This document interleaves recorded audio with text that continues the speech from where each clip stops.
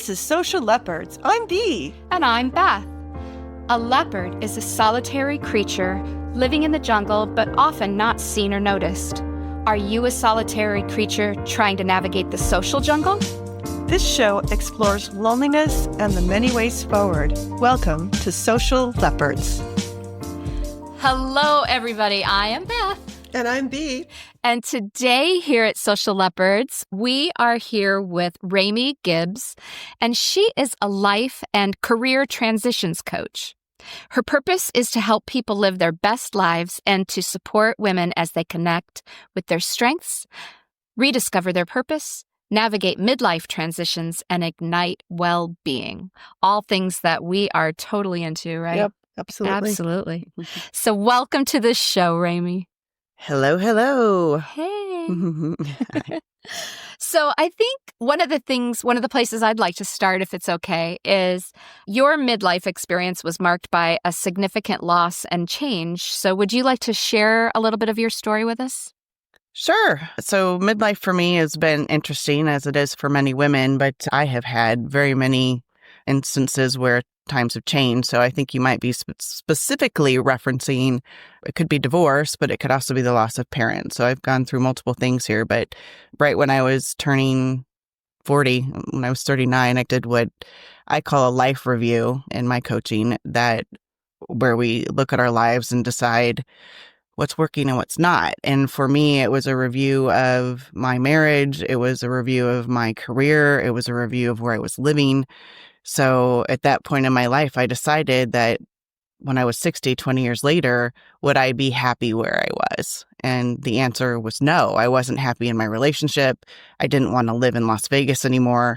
My career wasn't bringing me purpose and passion, though I was good at it and it paid well. It just wasn't any of the things that I needed or wanted for the future me.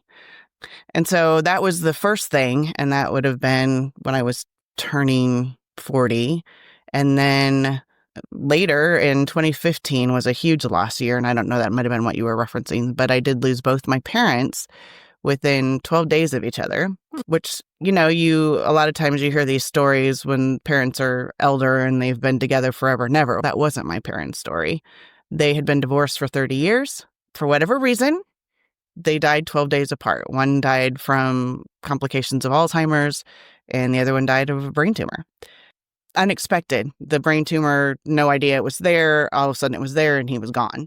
Oh, wow. It was a rough year. And I also lost my beloved dog that year. And oddly, that was more crushing than losing both parents. But I think it was like the final straw, right? Yeah. Yeah, so that was a rough year. But things that we go through, right? And we in midlife and our lives change and we have to learn to adapt and move on and accept our new reality and build the life that we want in this next chapter. Yeah. Yeah. One of the things that you have spoken about extensively is the unraveling in midlife. Can you share more about what that means to you and how it felt to you? Sure. Obviously, everybody experiences it differently, but we've heard it out in the world many times as a midlife crisis. And this is generally how a man might label it, or we might label it for a man. Women experience it very differently. And my own experience is just what I was talking about with this midlife review. Where do I want to be when I'm 60? What do I want my life to look like? And what are the elements? And so we go through all these different things. I know for me, when I decided to make the changes, I then had to realize that I didn't necessarily know who I was without that career. And when you lose a part of your identity, you then have to understand who you are without that label, right?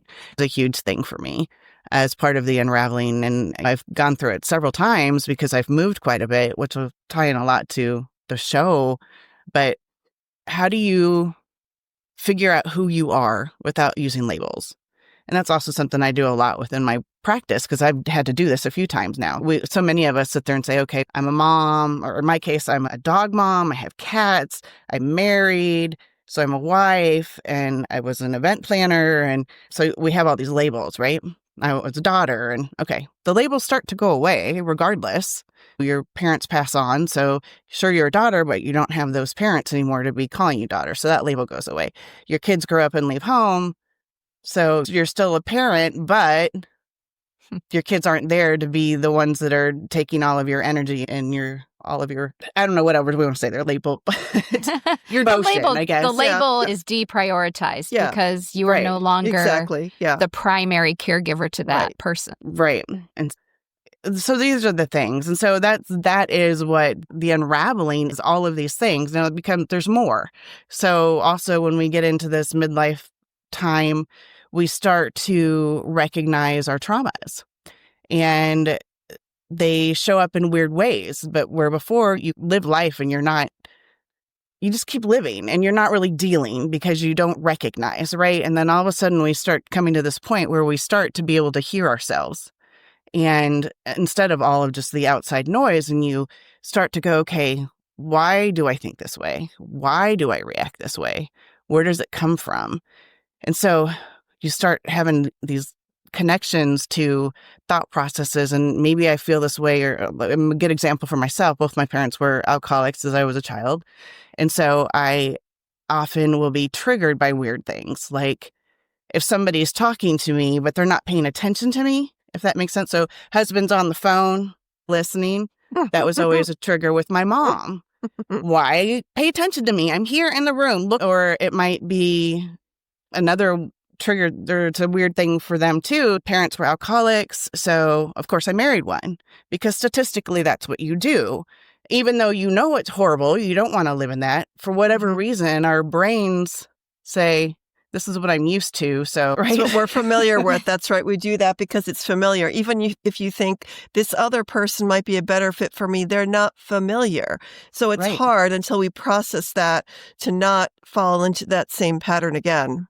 Yeah. And so that's another big piece of the unraveling is dealing with those things. Or you'll hear a lot, someone's a people pleaser. You a people pleaser. What did your parents say to you when you were a child? Enough. So these are all the things. And that's where therapy comes into the picture, all these parts and pieces. But that is part of the unraveling. And I think it's a whole tuning into yourself, hearing yourself, finding the connections, really realizing who you are first, and then identifying who you want to be and what do you have to do to get there. That's great advice. Yeah, I'm going through a period of my life now, retiring from my job career that I've had for almost 29 years.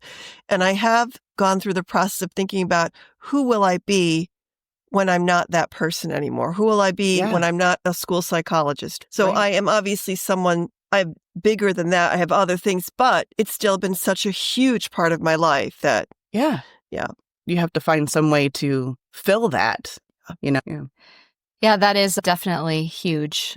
It's life-changing. So another thing that we noticed that you had the statement on your website about wondering about the fact that our mothers don't always fully prepare us for what life has in store, which kind of resonated with both of us. Can you talk a little bit more about that? Oh, sure.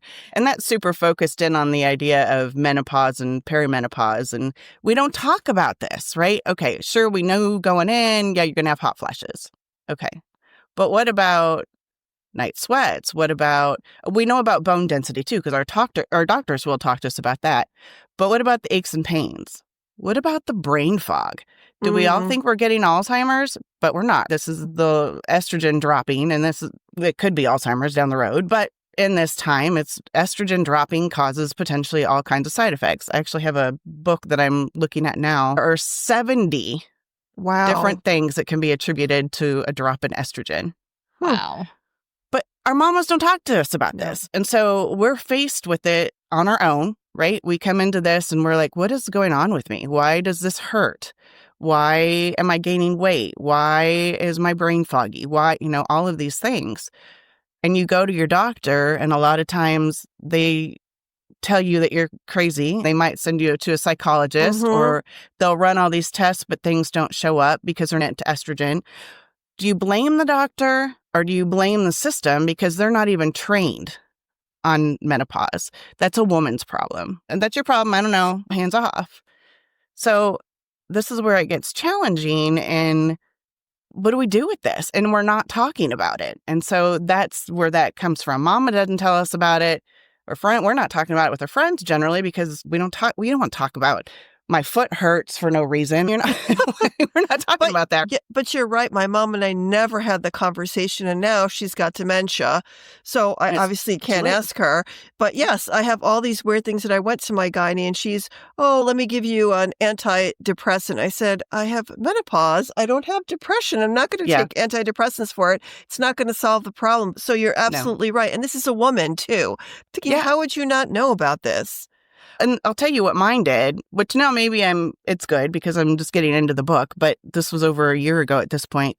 She took an image, a photocopy of a book cover and handed it to me.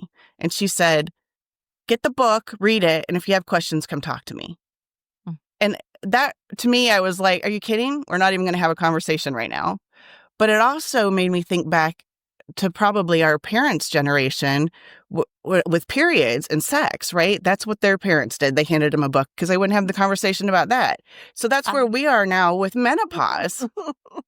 Yeah. Come on, we can do better than this.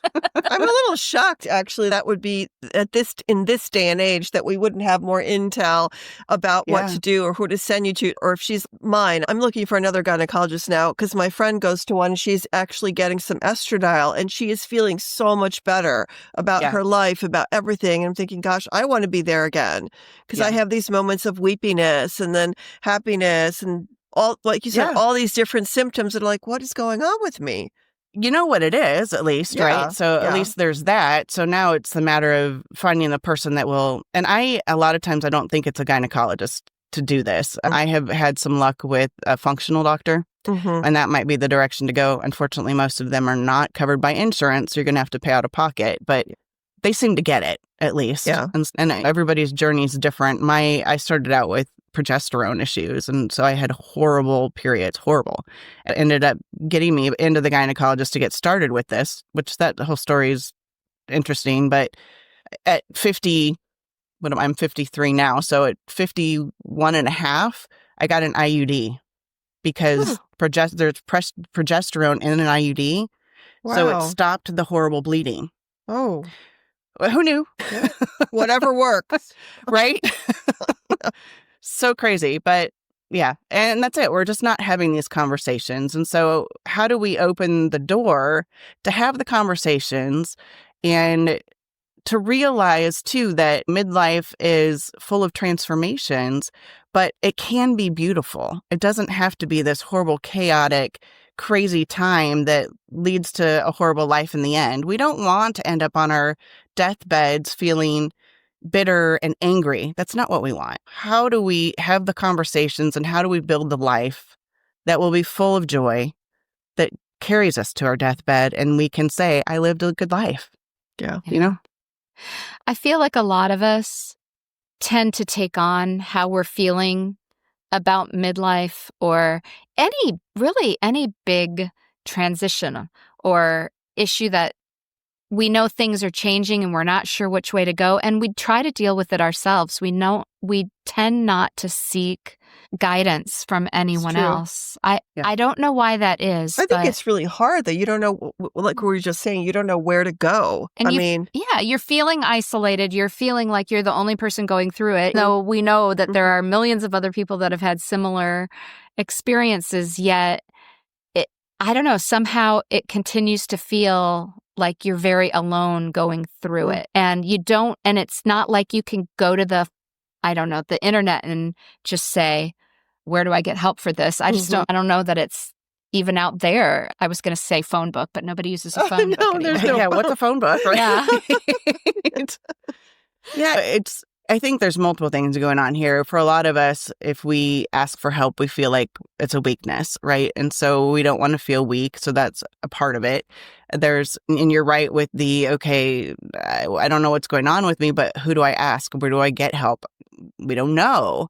And that's really where coaches come in, is to fill in that gap, to help you figure out pathways. And we also are really good about helping you, if you need a therapist, to connect you with a therapist. If you need a nutritionist, let's get you to a nutritionist. Whatever it is that will help build your life the way you want it to be, that's what the focus becomes with coaching.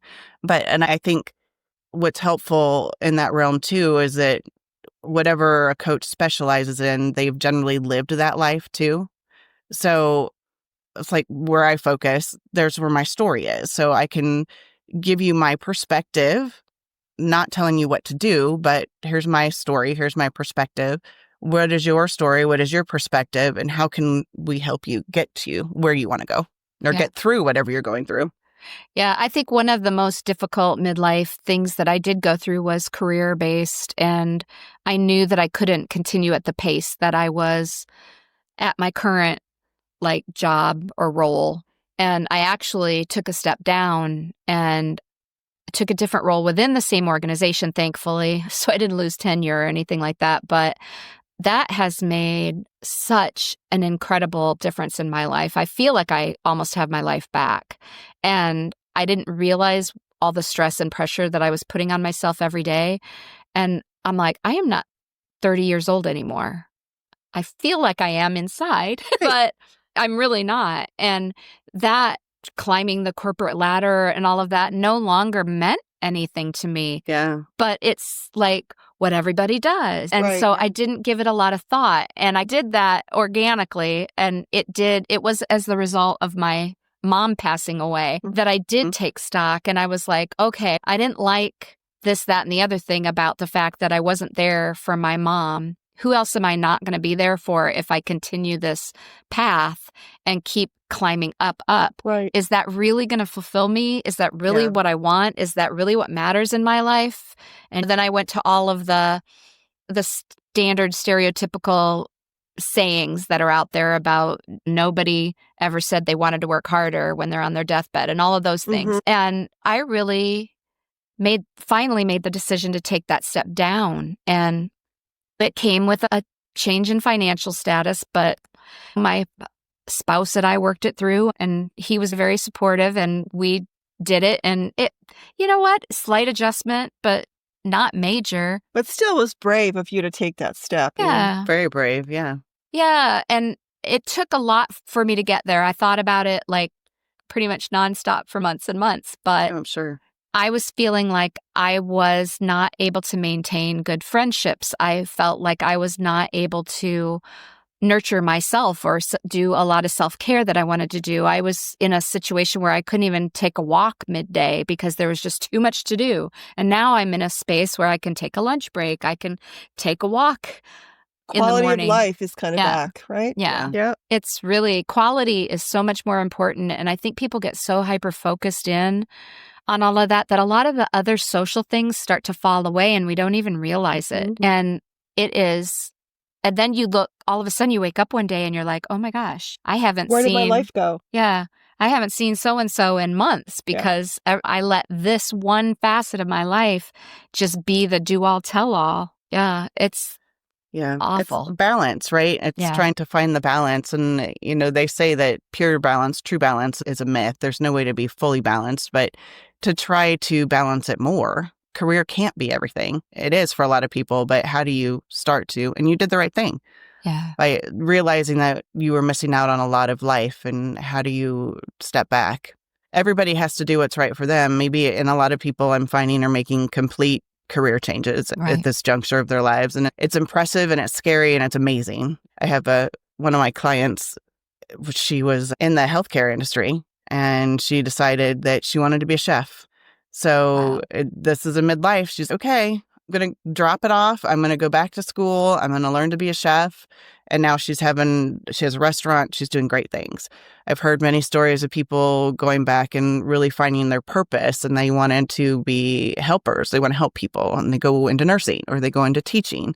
So, I mean, it happens. And I think it's a very powerful thing when you are able to say, okay, this is what's important to me now, and I'm going to follow it. Sometimes, though, we find that we can't because of finances. Mm-hmm. But in that case, I can't leave my job because I need the stability, but I still want purpose. So what can you do in that time, too? That's another way to go to still be able to pull that into your life. And maybe that means volunteering, getting involved in a board, whatever it might be. But there's always a way. Mm-hmm. So We were talking about identity just before. So when you lose your identity, that's part of the role that you have, like whatever, being a parent or friend, etc. How does that impact your sense of connection with others? It definitely hugely impacts your sense of connection to yourself. So I think it starts there. And depending on what the other connection might be. So say it's the parent or your children are grown and they've left home. If a lot of your connections were to your child or to the parents of the people that your children hung out with, those connections with people will change, right? And you may lose them altogether. And there's also things that happen that are always surprising too, where something major in your life may change. This has happened to me many times, and you probably both have experienced. Something will happen and you'll expect certain people to step up and be there for you, but then find it's not the ones you expect. It's someone who's on the sideline that steps up and becomes your cheerleader. And it just, every change happens. You get a divorce, you had joint friends, you may lose all of those joint friends, or you might keep them all, or you may keep one. So that all these transitions change. You leave your job. If the majority of your friends were work friends, those are all gone from your life. So all of these transitional things do impact your friend set and the people you hang out with. Let's talk about the power of connection for a minute, because we're like right there. Yeah. Because I think most of us, by the time we reach a certain age, and I know that we have a lot of people in a lot of different age groups that listen to this. And I think that if you're a younger person listening today, I know we've been talking about midlife, but this is important like throughout. Yeah. So how important is social connection in the overall scheme of things when we're talking about living a purposeful life? There's been several studies that actually put it as the most important thing. We look at the Good Life study. They found that those connections was the most important thing to leading a happy and joyful life. We also found it in the Blue Zone studies. It's also true. And then I don't know if you guys are familiar with Bronnie Ware, but she wrote a book too on the title something like The Top 5 Things That People Regret on Their Deathbed. Yes, yeah. Like that. Okay. Yeah. I don't remember exactly what the title is, but friendships, spending time with friends and not making that a priority was a huge thing that she found. She was a hospice nurse. So that was a huge thing that she found in her practice, was that people let go of those friendships and they don't make them a priority. And so that's a huge loss. So we know factually that having friendships, connections to family and to other people is hugely important. So those are the facts. So what do we do if we're in a situation where we don't have those connections? Mm-hmm. Maybe you just moved. Maybe people have passed away. Maybe your friends have moved. So there's lots of things that can contribute to this. And what do we start to do? How do we start to build these friendships? I think the first thing is to realize, one, that it's important, and then start to find ways to get out there. And though it's funny to me that I equate it this way. Building friendships is like dating, if you think about it. So if you come in contact with people and you get an impression of someone and you think, okay, this person's cool. Maybe we have something in common. Maybe we can have some good conversation. So ask them on a date. Ask somebody out for coffee.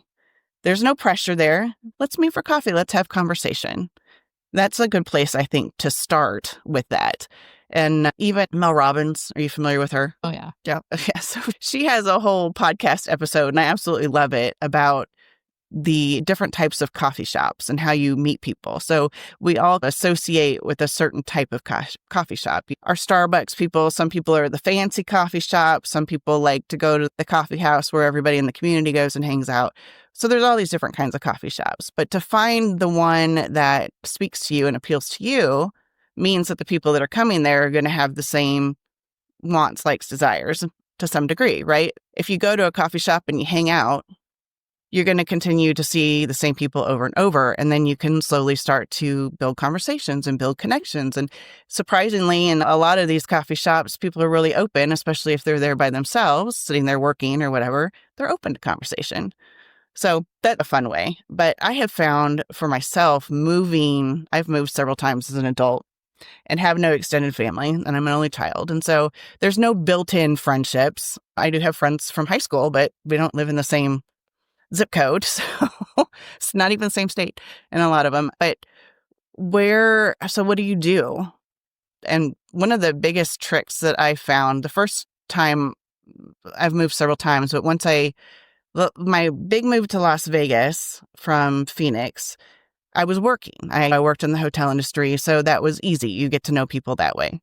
But then when I left Las Vegas and moved to a very small town in New Mexico, I was home-based, working from home. How do you meet people? The story is different for everyone. I don't belong to a church, but if you belong to a church, that might be an easy place to go. So for me, it was, what organizations can I join? Where can I volunteer? How can I get out and meet people? I think the first 6 months, I sat at home and felt sorry for myself and didn't think I was going to make it, and was ready to move back to Las Vegas, newly married, new in this relationship. I'm like, oh, I can't. But eventually, I started to get involved in things. I was volunteering at an animal shelter, and I ended up finding a consultant job that actually took me into an office. So I got to meet the people there. So the next move for me, it was, all right, I know I need to get involved in the beginning. So I elected to join Rotary, and then was able to meet lots of like-minded type people. So that was good. And then now I sit on a board for an organization. And so there's definitely ways to get out and do it. It's still hard to find totally like-minded people. And so you have to keep trying and trying different things. It has to be a priority. Otherwise, it just won't happen. And none of us want to sit at home and feel miserable and lonely and afraid. It's easier to sit home and go, I tried. And you tried once or you tried twice. But the sad truth is that you really do have to be committed to it, and you have to keep trying. I know that when I joined the group that eventually led me to a friendship with Bea, is that friendship wasn't immediate. We smiled across a table from each other the first time and really didn't interact. And then the next time there was a little something, and you had to keep going back and back. And then all of a sudden you started to realize. So it's almost an investment that you're making in yourself to try to establish that. And if you keep putting yourself in the mix, eventually the right person is going to come along, or people. I definitely have like different levels of people. I have people that I like to hang out with in group situations, but I may not necessarily feel compelled to ask them to dinner. There are others, but I always find a reason to like everybody that I'm interacting with, no doubt. And then there are people that I just somehow feel a connection with. Yeah. Sure. And it takes a minute. Yeah, for sure. Yeah. It does. And you can't give up. And there's a whole other element. This is something I have learned, that you can't wait for other people to invite you. You have to take control. You have to be in charge of this for yourself. And I wanted to create a tribe, my own group. And so I couldn't find one to fall into. So I was like, okay, I guess I'm going to have to make one. And that's also very possible to do. You start reaching out to these people that you feel like you have connections with, and you think about, they work with this person, and will they work with this person? Okay, I think so. Then you reach out to those people and you're like, hey, let's get together for a glass of wine. Let's go to the local wine bar, or let's go to the coffee shop, or whatever works for you. And that's what you do. And then you start having conversation, and then you have group conversation, and then slowly it can turn into something beautiful. But for me, that's what I ended up doing. And we get together at least once a month as a group, and then we'll do things individually as well. But before I did that, it was a lot of hit or miss, and keep trying and keep figuring it out. And the people, like in my situation, we're all very different people. I've got a retired principal. I've got a geneticist. She's in marketing. And then myself is work from home. I've done all kinds of different kind of things, marketing, coaching, pet sitting, whatever. So we're all very different and very unique. But I think our common bond, we have two. We all like animals. And the other common bond is that we're good people. If that makes, we care about others, and we care about people, and we want to help people be the best that they can be, however that looks. And so we're very there and helpful and kind to each other. How can I help you? What do you need? and we make that a priority. So I think that it makes it interesting because we are so different about all kinds of different things, and we come from very different backgrounds. So don't be afraid of that when you start to interact with people. You don't have to all believe the same political. Oh, yeah. You made me think of my tennis group. Like to your point, everybody is completely different, different ages, different careers. Some are retired, some are still working. It's just really interesting group. And it's one of my favorite things.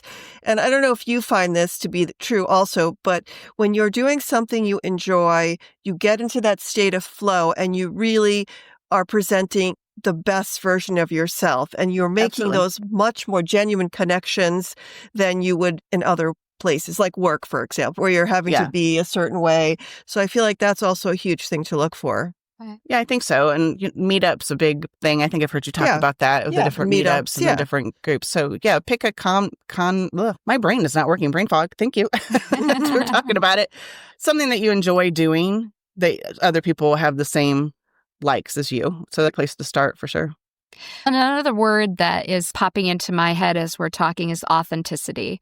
And I think you address that to a certain degree in your coaching. And I think I saw something about authenticity and vulnerability. Yeah. Let's talk about that for a little bit, because no amount of going out, because I feel like people try to mask, right? And especially if you are subject to being a little bit more on the introverted side, or you're a little bit socially anxious, you're trying to do, and I mean, we even have touted the fake it till you make it concept, but at the end of the day, you do have to be your authentic self. Yeah. So what does that mean to you, being authentic and vulnerable? They're the same but different. If we look at vulnerability, it's allowing yourself to take off the mask. And let's go back to that for just a second as we address this. But I think we all wear different masks depending on what situation we're in, because we want to be liked. And so we feel like I need to behave this way or I need to act this way with this certain group of people. But the thing is, if you take that mask off and you say, okay, I'm going to be me, you will attract the people that are attracted to the real you, right? And so that's where it gets tricky, because it's scary. It's scary to be genuine and to be real, because you might feel like you're going to be judged. And somehow we have to say it's okay. If someone doesn't like who I am, I don't want to be with them. That's okay to feel that way. It's okay to say that. And I have found for myself, I've gotten to the point now people are like, if you want an honest answer, go talk to Remi. So sometimes it's to a fault. I'm okay with that. I am so okay with that. I would much rather be the person you come to get the truth than to sugarcoat something and not have a real conversation, because that's what's comfortable to me. Let's be genuine and real and be real. And I think the more we let down our guard and the more we accept who we really are, the more we will attract the people that are attracted to that, if that makes sense. So that vulnerability, it's scary, but if you're doing it with the right people, then you will feel nothing but joy and acceptance. It takes time and it's scary, but you need to put yourself in the situations and around the people that will allow you to do that. So let's talk about your book for a minute. What's going through my mind is healing and inner peace, because that's something that you address in your book. So tell us the name of your book. Renovate Your Reality. Renovate Your Reality. That's I like right, that. Yes. Yep. So what were the most important steps that you took to reconnect with yourself? There were lots of parts and pieces of this. And it's interesting, people often use the word reconnect. And I think it's connect. Because we as adults generally are not fully connected to ourselves, period. As a child, we are. And I think we come into the world knowing who we are and what we want. And then all of this noise happens, and our parental expectations and the expectations of our partners and the expectations of our jobs. And all of these things create all of this noise that if we take a moment and just start thinking about, what did we love as children? What did we love as children? That is the best and easiest place to start. What did you enjoy doing? What did you think you wanted to be? If I look at for myself, so I thought when I was really young, I wanted to be a veterinarian. And then in high school, I took a couple psychology classes and I was like, ooh, maybe I want to be a psychologist. Well, a lot of things got in the way. My undergrad ended up being in criminal justice and I never used it. So the story is funny. I'll share it just because it's funny, but not funny. My dad decided he wanted to send me to a career counselor. And with his best intentions, I go to the career counselor, I take the tests, and the number one job that comes back for me is bus driver.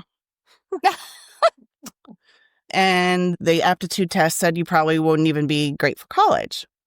Okay. I now have a master's degree, by the way. So my dad looks at all the things, and the first job or career path that requires a degree is journalism. So that's what you're going to do. And I'm like, no, I have no desire to be in front of a camera. I don't like being in the limelight. I'm a Leo, but I don't like these things. So I don't want that. That's not who I am. And so I talk about that because it's funny to me. That's what ended up happening because of my true desires have always been, I love animals and I want to help people be the best version of themselves. That's my connection to my childhood. And so this is how now as an adult past the let life lead me stage, how do I reconnect with those things? So I had a pet sitting business for a while and then I went into coaching. So those are the career paths. Now look at the fun. How do we get more fun in our life? What did you enjoy as a kid? I loved art and I loved tennis. So as a child, so now I'm like, okay, I want to take clay classes. I want to do the paint and sip classes. I want to do these things because I find joy in that. And then how do you build exercise in? And this was a real epiphany for me, actually.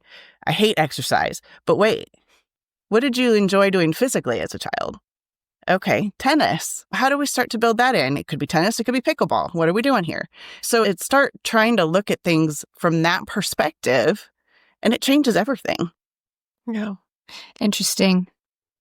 Let's switch gears one last time, I think. So we've talked a lot about paying attention, right, to how we feel, what did we like back then. So the word popping into my head right now is self-care. So let's talk a little bit about the role that self-care plays in our ability to transform ourselves into a place where we do start to feel that inner peace. Yeah.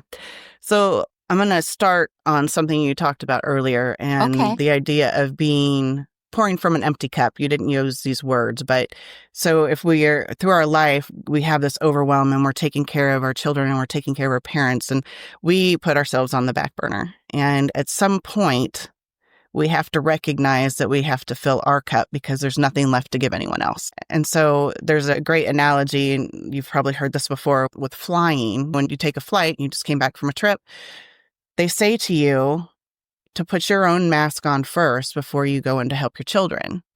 So let's look at that. Why? Why do we say that? Why do we want to put ours on first? Because we have to have the strength and the capacity to help the other person. Yeah. We'll pass out, literally pass the oxygen, so we can't help anyone else. So it's the same story here, right? So we start to have to evaluate self-care, and so often we're taught that self-care is selfish, or we're taught that self-care is bubble baths, massages, and getting our nails done. No, we have to take care of ourselves because nobody else is going to do it. But what is self-care then? And there's this whole part of this where we have to recognize that we are a whole being and our well-being is everything. So when I say everything, we can break it down into body, mind, spirit. And I also add on joy. But so if we start to do that, how do we take care of our body? We have to hydrate. We have to be conscious of what we're putting inside our body. We need to move our bodies. We need to make sure we're getting sleep. We need to make sure that we are getting our blood tested and we see if there's any weird stuff going on that we need to take care of, like estrogen dropping out. These are the things, right? So that's taking care of the body. How do we take care of the mind? Now, this is a part that a lot of people never get to. So mental health is important, and it's Mental Health Awareness Month as we're sitting here talking. Good to Yeah. Mhm. But so what does this look like? If we want our minds to be a calm, safe place, we have to evaluate, what are we telling ourselves? How do we talk to ourselves? What are we learning? How do we keep our minds active? Are we taking classes? Are we reading? Are we meditating? How do we be calm? How do we find some calmness in our day? Can we breathe? So these are all parts of the mental state, right? And then a lot of times the spiritual piece of this may get left out. It depends on what kind of circle you run in. If you're going to church and you're getting involved there, then that spiritual side might be more fulfilled. But if that's not your jam, what are you doing to fill that? Because we still need this. We still need to be able to connect to something that's larger than ourselves somehow. We need to be labeled as God. It could be universe. It could be Mother Nature. It could be all that is, however you want to label it. But we need to find a way to do that. And again, that can be done through reading. It can be through volunteering. It can be through community. But they're all important parts and pieces of our entire wholeness. And then the other element there that I always like to tie in is joy. And that kind of comes back to that finding things that you love and doing them and making sure that you make time for them. So, can you share any specific exercises or journaling prompts from your Renovate Reality book that you find particularly powerful? I think one of the biggest ones is on gratitude. And this, for a lot of people, may be a foreign concept too, where we find that, sure, we can tell someone thank you, but do we feel it? Mm. And living in a state of gratitude is completely different than saying, hey, thanks for doing that for me. And so with the journaling prompts for that would then look like it's twofold, really. The best way to do this would be every night, keep a journal next to your bed. And the last couple things you want to think about is 2 things from your day that you're grateful for. Some days it may be huge. Some days it may be the roof over your head. And that's okay. But the more we stay in that grateful attitude, the more good that will come. When you sit in negativity, and you've seen people like this, when you sit in negativity, bad things keep happening. Right. And we've all met people that it's bad on bad on bad. Okay. And then we know people that, God, good is always coming. It's always coming. It's always coming. It's that feeling of being grateful for what you have and for what you're given or what's brought to you. So to try to stay in that. So the journaling prompt there would be to every night pick 2 things that you're grateful for. And then the second piece of this would be to pick something in your day that you're grateful for that you can really write about.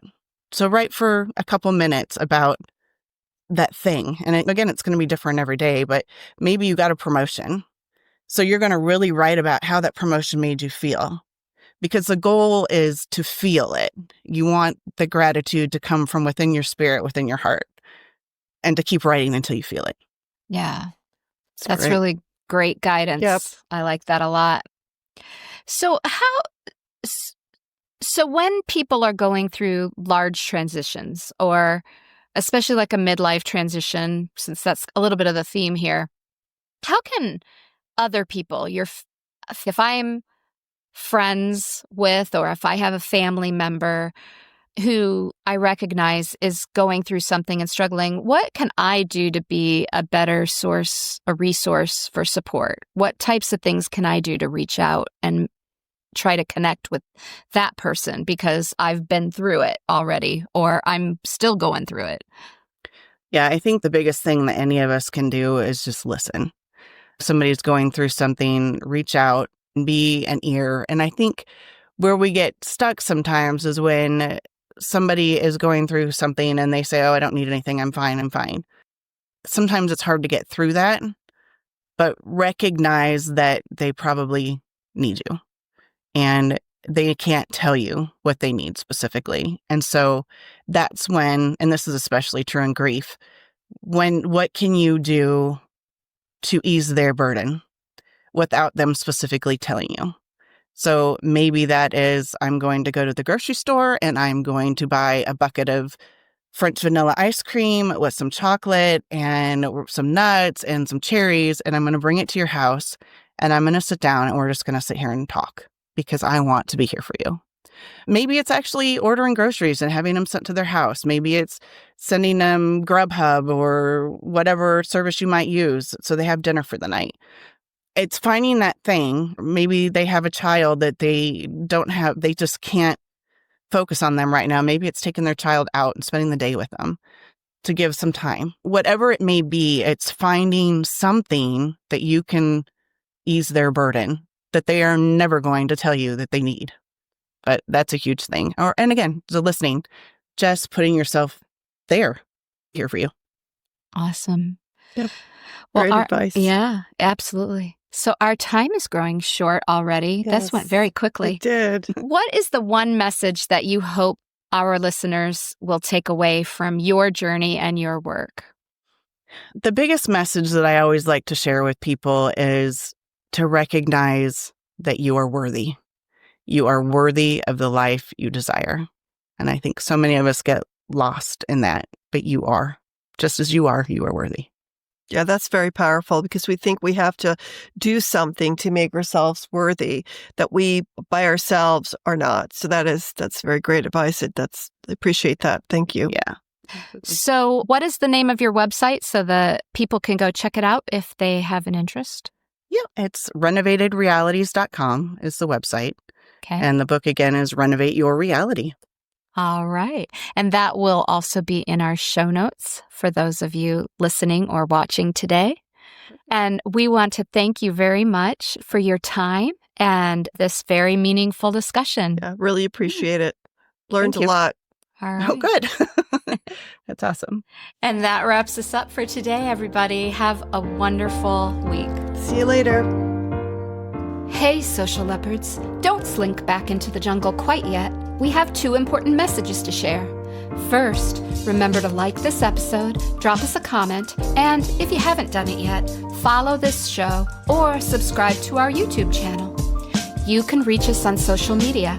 You can also email share@socialleopards.com to contact us privately. All links are in the show notes. We love and appreciate hearing from those who listen to the show. Second, we want you to know that this show is not intended to be a replacement for professional therapy. If you are struggling or if you need to interact with another person, check out the show notes for resources. Thanks for listening.